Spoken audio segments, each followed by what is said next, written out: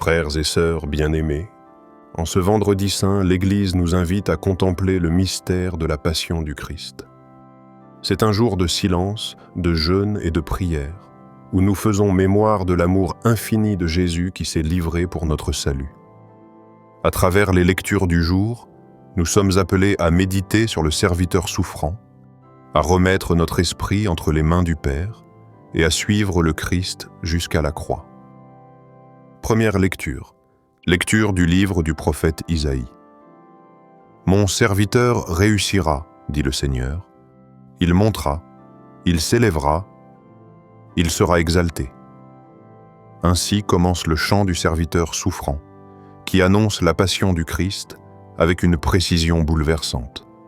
Méprisé, abandonné, transpercé pour nos révoltes, broyé pour nos fautes, il porte nos souffrances et nous obtient la paix. Par ses blessures, nous sommes guéris. Ce texte prophétique nous révèle l'amour rédempteur de Dieu, qui se manifeste dans l'humilité et la souffrance de son serviteur. Parole du Seigneur. Psaume 30. Ô Père, en tes mains je remets mon esprit. En toi, Seigneur, j'ai mon refuge. Garde-moi d'être humilié pour toujours. En tes mains je remets mon esprit. Tu me rachètes, Seigneur, Dieu de vérité. Je suis la risée de mes adversaires et même de mes voisins. Je fais peur à mes amis, s'ils me voient dans la rue, ils me fuient. On m'ignore comme un mort oublié, comme une chose qu'on jette. J'entends les calomnies de la foule. Ils s'accordent pour m'ôter la vie.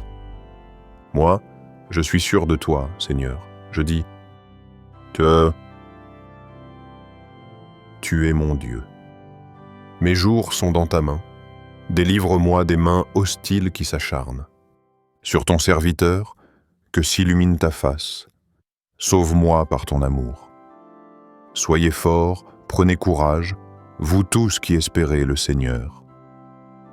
Deuxième lecture. Lecture de la lettre aux Hébreux.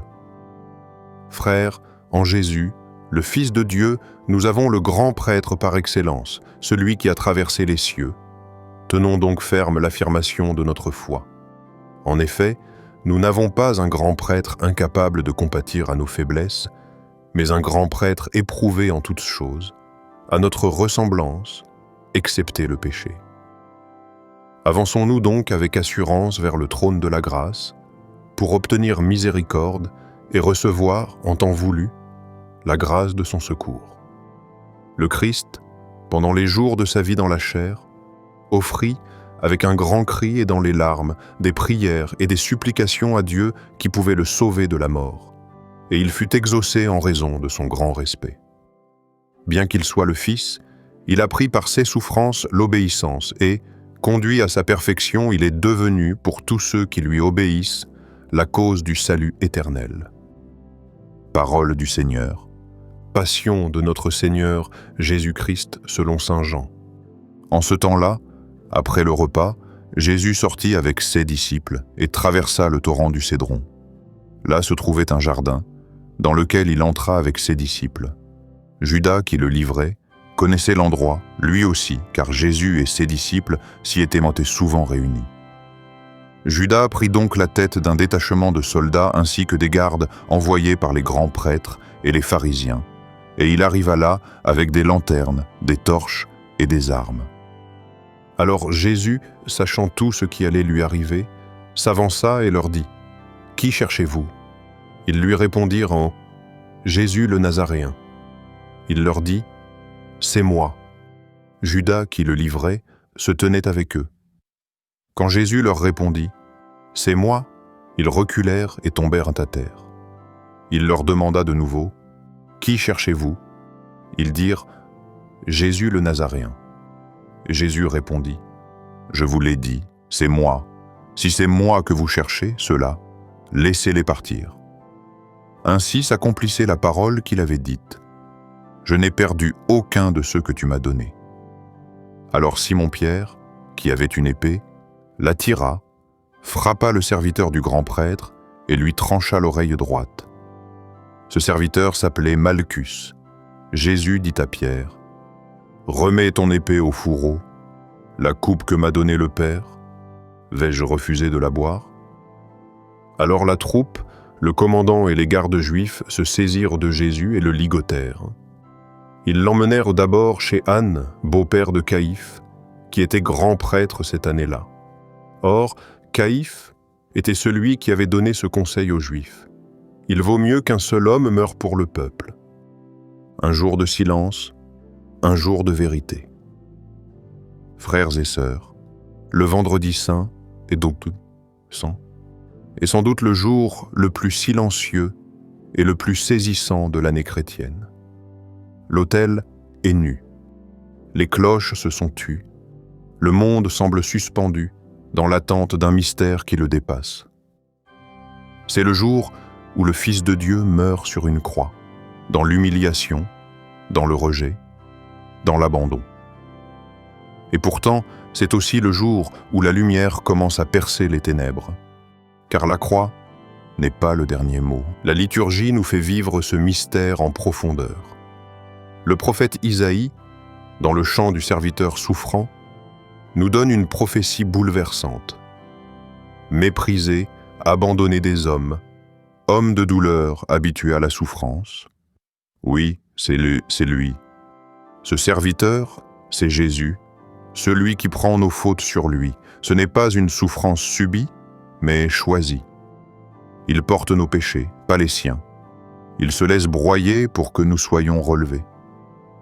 Et ce n'est pas un conte. C'est une réalité, une vérité qui nous dérange parce qu'elle nous révèle à nous-mêmes. Car qui d'entre nous peut dire qu'il est fidèle, constant, sans péché? Pourtant, le Christ ne recule pas. Il va au bout, pour moi, pour toi. La croix, humiliation ou victoire.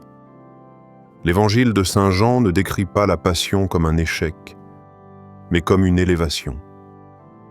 Jésus maîtrise chaque instant, jusqu'à la fin. Quand on l'arrête, il s'avance librement. Quand on le frappe, il garde le silence. Quand on l'humilie, il reste digne. Jusqu'au bout, il aime, il pardonne, il offre. Sur la croix, il prononce ces mots. Tout est accompli. Autrement dit, la mission est terminée. L'amour est allé jusqu'à l'extrême. Il a donné sa vie et personne ne la lui a enlevée. Mais ce n'est pas une mort comme les autres. C'est un passage, une Pâque, une porte ouverte vers une vie nouvelle. C'est pourquoi même, dans l'horreur de la passion, il y a une lueur de victoire. Regardons cette croix. Est-ce que nous y voyons une défaite ou la source de notre salut? Et nous, où sommes-nous dans ce récit? Frères et sœurs, posons-nous la question. Qui suis-je dans cette passion? Suis-je Pierre, qui aime mais qui a peur? Suis-je Judas, qui trahit pour si peu? Suis-je Pilate, qui sait ce qu'il faut faire mais préfère plaire aux foules? Suis-je Marie, silencieuse, debout, fidèle jusqu'au bout? Suis-je ce soldat romain dur, mais bouleversé par ce qu'il voit? La croix nous révèle à nous-mêmes. Elle nous dit « Tu ne peux pas te sauver tout seul. Mais tu es aimé d'un amour fou. Et cet amour a un visage, des mains percées, un cœur transpercé. » Ce vendredi saint, osons rester au pied de la croix. Osons regarder en face l'amour qui meurt pour nous. Ce n'est pas une scène du passé. C'est un acte éternel qui nous sauve encore aujourd'hui. Seigneur Jésus, aujourd'hui tu n'as rien dit. Tu n'as pas crié, tu n'as pas accusé. Tu as porté le bois de la croix comme on porte un secret trop lourd. Tu es tombé, tu t'es relevé, tu es tombé encore. Tu as avancé pour moi. Et moi, je t'ai souvent fui. J'ai refusé de regarder la croix. J'ai voulu croire que je pouvais m'en sortir seul. Mais en ce jour, je veux m'approcher. Je veux me tenir là, au pied du Golgotha. Je veux rester avec toi, même dans le silence, même dans l'ombre, même dans l'incompréhension, car ce silence, c'est celui de l'amour véritable. Tu as tout donné, Seigneur. Et moi, aujourd'hui, je veux t'offrir ce que j'ai, ma pauvreté, mes blessures, mon cœur. reçois-les. Et ne me laisse plus jamais oublier ce que tu as fait pour moi, notre Père qui es aux cieux. Que ton nom soit sanctifié, que ton règne vienne, que ta volonté soit faite, sur la terre comme au ciel. Donne-nous aujourd'hui notre pain de ce jour. Pardonne-nous nos offenses, comme nous pardonnons aussi à ceux qui nous ont offensés. Et ne nous laisse pas entrer en tentation, mais délivre-nous du mal. Amen. Je vous salue Marie, pleine de grâce. Le Seigneur est avec vous. Vous êtes bénie entre toutes les femmes, et Jésus, le fruit de vos entrailles, est béni. Sainte Marie, Mère de Dieu, priez pour nous, pauvres pécheurs, maintenant et à l'heure de notre mort. Amen. Gloire au Père, au Fils et au Saint-Esprit, comme il était au commencement, maintenant et toujours, et dans les siècles des siècles. Amen. Aujourd'hui, ne fuis pas la croix. Éteins tout écran pendant 15 minutes. Prends une croix dans ta main, ou regarde simplement une image du Christ crucifié. Et répète lentement, profondément, sans bruit, tout est accompli. Seigneur, souviens-toi de moi. Puis, en silence, reste là.